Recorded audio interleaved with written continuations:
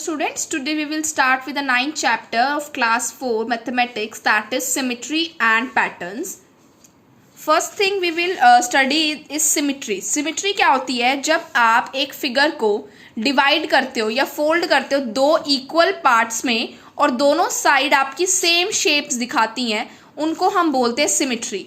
और जो दोनों पार्ट्स होते हैं उसको हम बोलते हैं सिमेट्रिकल हाफ्स. फॉर एग्जाम्पल जैसे आपका ए है, तो अगर आपने इसको मिड में से फोल्ड किया या मिड में से डिवाइड किया इस तरह से, तो जो ये इस तरफ वाला पार्ट है और इस तरफ वाला पार्ट है, दोनों आपका सेम शेप है. तो ये जो लाइन हुई ये क्या हुई? आपकी लाइन ऑफ सिमेट्री. नाउ अगर आप इस तरह से डिवाइड करें तो ऊपर वाला पार्ट आपका ऐसा आ रहा है और नीचे वाला पार्ट आपकी टू लाइंस आ रही हैं, तो ये आपके डिफरेंट हो गए. तो ये वाली लाइन आपकी लाइन ऑफ सिमेट्री नहीं है. वर्टिकल लाइन जो है वो आपकी लाइन ऑफ सिमेट्री है. नाउ 3 में देखें तो 3 में अगर आप हॉरिजॉन्टल लाइन बनाएंगे तभी आपका ऊपर वाला पार्ट और नीचे वाला पार्ट इक्वल शेप दिखेगी.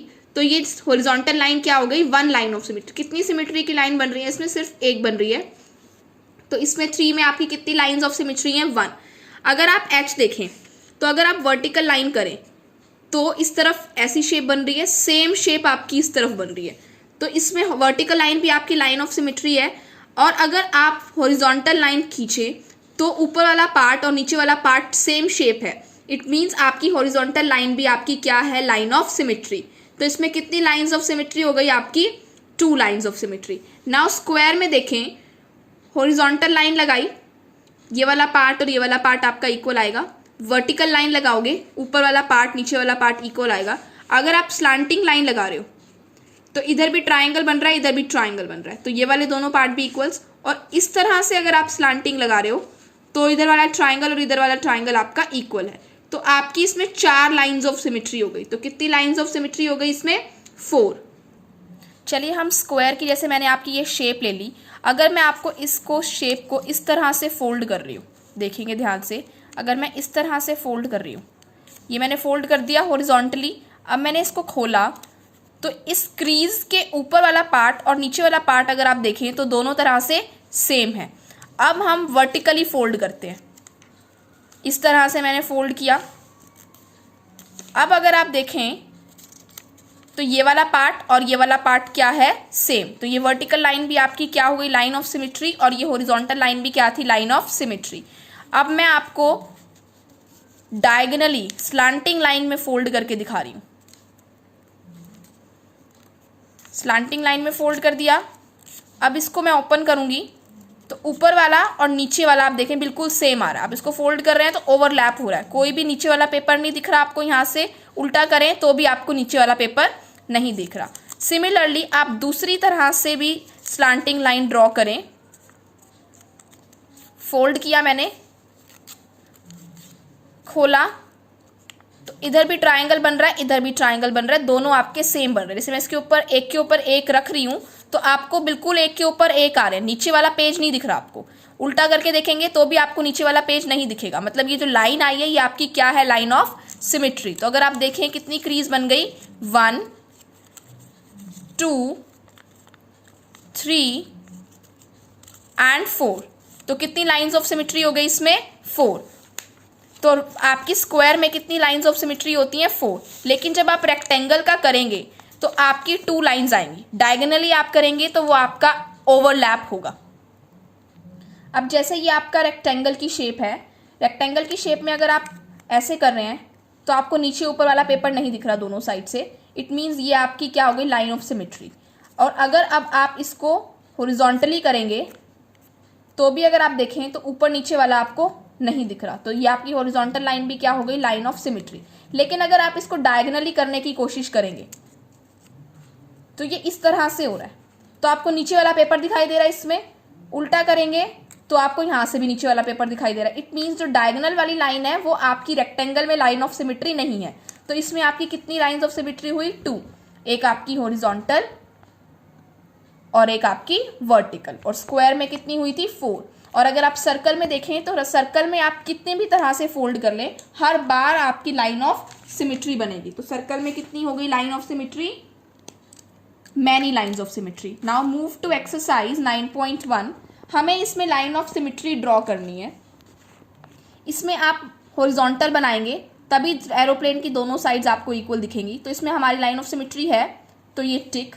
एस है, एस में ये लाइन बनी हुई है, इस साइड देखें तो ये ऐसे है लेकिन इस तरफ हाफ है, इस साइड देखें तो ये पूरा ऐसे सी की शेप आ रही है लेकिन इस तरफ हाफ है। तो दोनों पार्ट आपके अलग अलग है, तो ये लाइन ऑफ सिमेट्री नहीं है।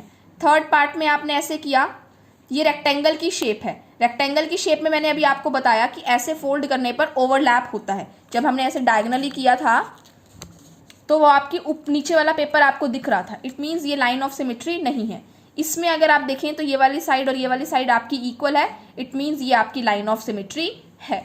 नाउ क्वेश्चन नंबर 2 में आपने लाइंस ऑफ सिमेट्री ड्रॉ करनी है। स्क्वायर है तो स्क्वायर की मैंने ऑलरेडी आपको बताई थी कि 4 होती हैं, एक वर्टिकल, एक हॉरिजॉन्टल और 2 आपकी स्लांटिंग। एक्स में अगर आप ऐसे लगा रहे हैं तो ऊपर भी वी बन रहा है, नीचे भी वी, तो ये आपका सेम बन रहा है दोनों तरफ। अगर आप वर्टिकल बना रहे हैं तो इस तरफ ऐसे बन रहा है और इस तरफ ऐसे, तो दोनों तरफ सेम शेप आ रही है, तो ये भी क्या होगी आपकी 2 लाइंस ऑफ सिमेट्री। इसमें सर्कल में वैसे तो हम बहुत सारी बना सकते हैं, लेकिन अगर आप इसमें देखें तो इसमें आपको स्माइली बनी हुई है।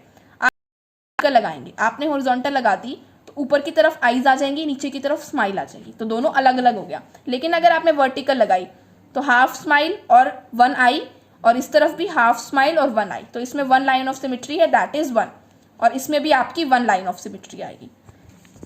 सी पार्ट में आपको हाफ ई बना हुआ है, इसके नीचे आपने बाकी का ई ड्रॉ करना है।